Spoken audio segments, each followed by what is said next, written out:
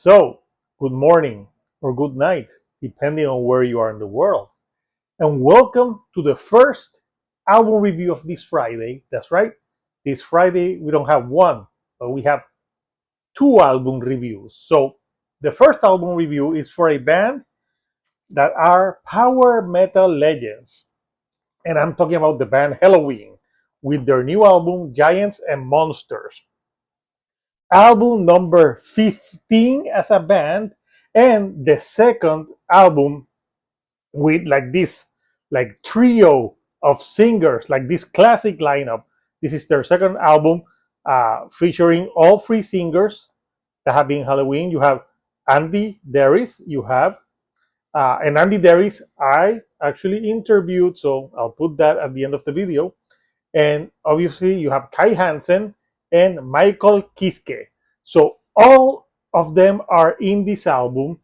And yeah, this is a heavily driven album by, I would say, three factors. The first factor is like the voices.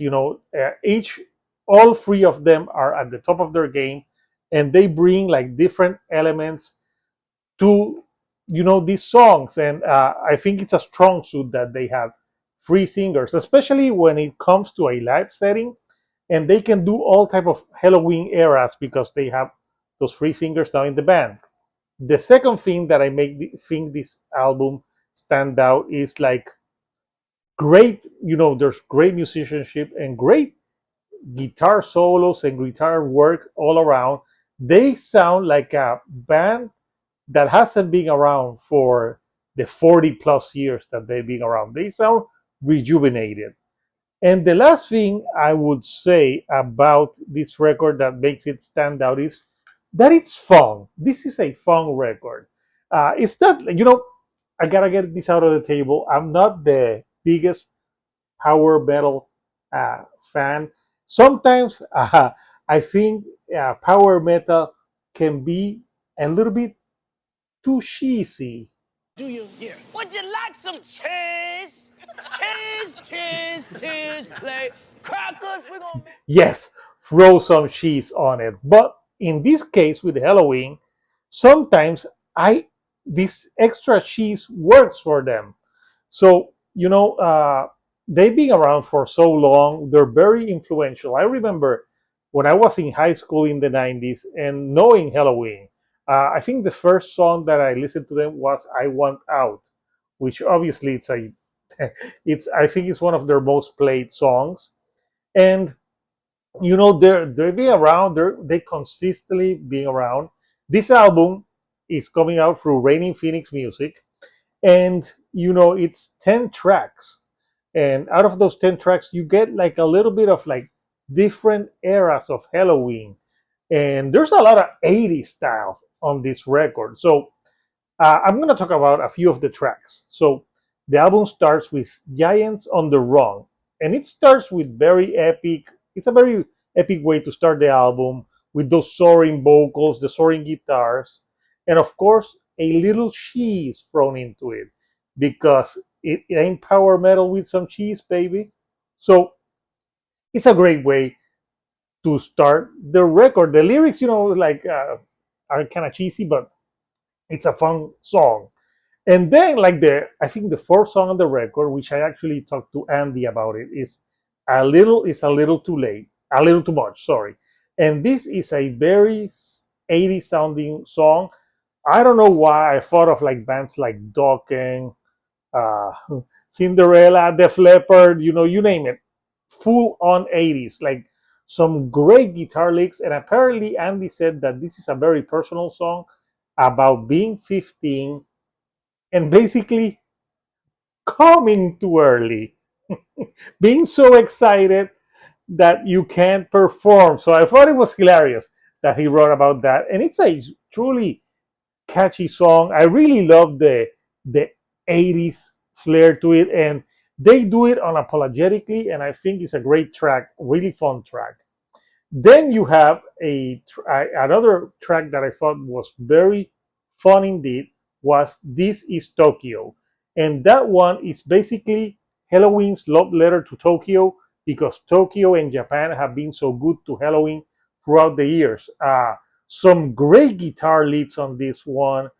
It just feels like a very fun track where like that. This is Tokyo. I, I just think it's a fun track that I enjoyed it as I listened to it more actually, and I can tell why that they use that as a single because it's a great way to market this record. So they also have like the power ballads, like songs like Into the Song. That is a straight power metal ballad, and it has some piano, and the lyrics are about like living forever.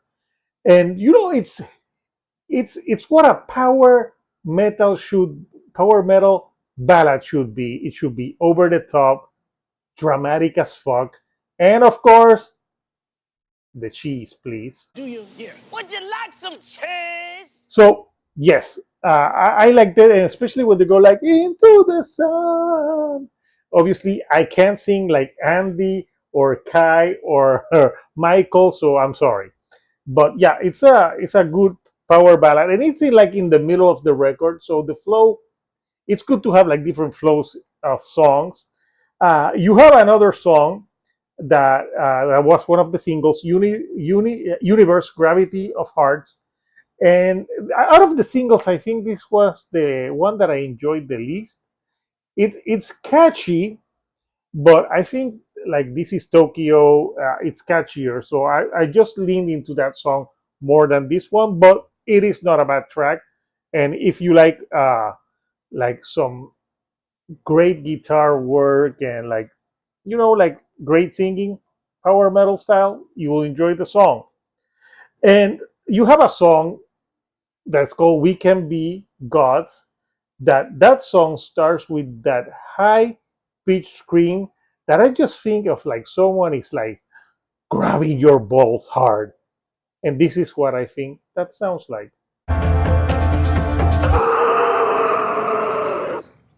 May, maybe not that harsh, but yes, it's a the screamings here, that epic soaring vocals that are very with power metal are used in this song, and it's a high paced track, so I liked it. So the ending of the album, they have a 8 minute song. I think it's the longest on the record, and it's called Majestic. And it's a song that goes through. Sometimes it's like a slow power ballad, then it gets like very fast, like some of the other songs, uh, and it has like some changes in tempo. For me, and this is a personal taste, I liked it more when they went faster on this song. Honestly, when they went like too soft, I don't know, it was just like a little bit too much for me. Especially being an 8 minute track, I would have cut a little bit of that song to make it a more faster, immediate album closer than just a long song. But that is just my personal taste. So yeah, in conclusion, if you love Halloween, you love it. You're not gonna care what I have to say. If you're a fan of Halloween, you like this.